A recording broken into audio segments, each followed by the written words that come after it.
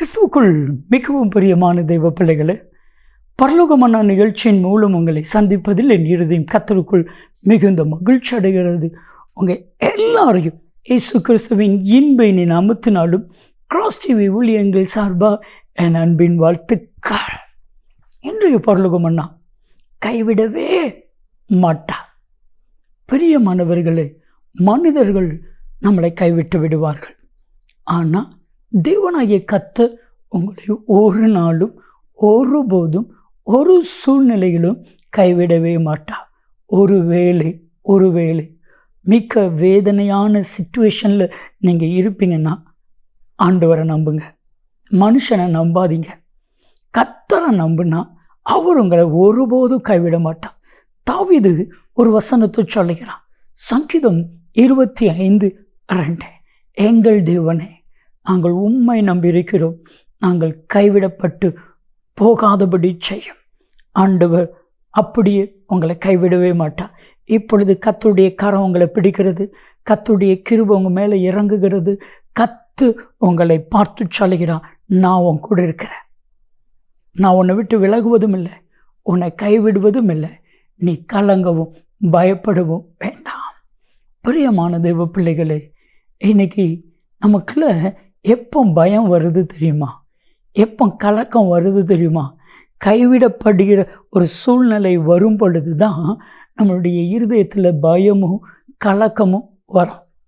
ஆனால் இன்னைக்கு உங்கள் ஒவ்வொருவரையும் பார்த்து கர்த்தர் சொல்கிறாரு, உபாகமம் 31:8, கர்த்தர் தாமே உனக்கு முன்பாய் போகிறவர், அவர் உன்னோடு கூட இருப்பார், அவர் உன்னை விட்டு விலகுவதும் இல்லை, உன்னை கைவிடுவதும் இல்லை, நீ கலங்கவும் பயப்படவும் வேண்டாம்.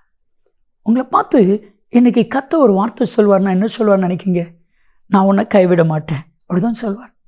மனுஷனால் இந்த வார்த்தையை சொல்ல முடியுமா?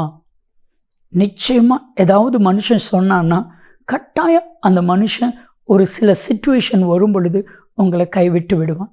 அதுதான் மனுஷனுடைய இயல்பு. ஆனால் எந்த சிச்சுவேஷன்லையும் ஆண்டவர் உங்களை கைவிடவே மாட்டார்.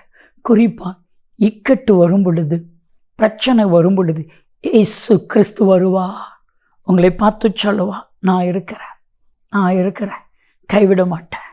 ஆதியாகமம் 28:15 வசனத்தில் யாக்கோபோடு முதல் முறையாக தேவனாகிய கர்த்தர் பேசுகிறார். அவன் பிரச்சனைக்குள்ளே வராத நேரத்துலலாம் கர்த்தர் அவன் கூட பேசலையே. அவங்க அப்பா அம்மா கூட அவன் ஹாப்பியாக இருக்கிற நேரத்தில் கர்த்தராகிய தேவன் அவங்க கூட பேசலையே.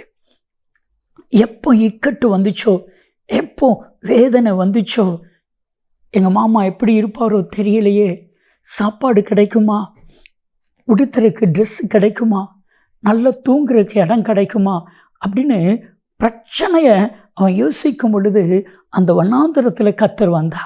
அப்போ தான் கர்த்தர் சொன்னா, நான் உனக்கு சொன்ன வார்த்தையை நிறைவேறும் அளவும் நான் உன்னை விட்டு விலகுவதும் இல்லை, உன்னை கைவிடுவதும் இல்லை, நீ கலங்கவும் பயப்பட வேண்டாம், நான் உன் கூட இருந்து உன்னை ஆச்சரியமும் அற்புதமாய் நடத்துவேன்.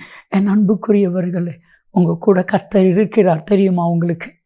அவர் உங்கள் கரத்தை பிடிச்சிருக்கிறார். அவர் ஒரு நாள் கைவிட மாட்டார். சீயோன் குமாரத்தி, தேவனால் தெரிந்து கொள்ளப்பட்ட ஜனம் என்று அர்த்தம். சொல்லிக்கிற வார்த்தை என்ன தெரியுமா? ஆண்டவர் என்னை கைவிட்டுட்டாரு, ஆண்டவர் என்னை மறந்துட்டாரு. ஏசாயா 49:14-15 அதற்கு ஆண்டவர் சொல்கிற பதில், தாய் தன் பிள்ளையை மறப்பாளோ, அவள் மறந்தாலும் நான் உன்னை மறப்பதும் இல்லை, நான் உன்னை கைவிடுவதும் இல்லை. ஜெபிக்கலாமா? அன்பின் தகப்பனே, நீர் இவர்களுடைய வலது கரத்தை பிடித்து நான் உன்னை கைவிடுவது இல்லை என்று சொல்கிற உன்னதமான மகிமையான வார்த்தைக்காக நன்றி.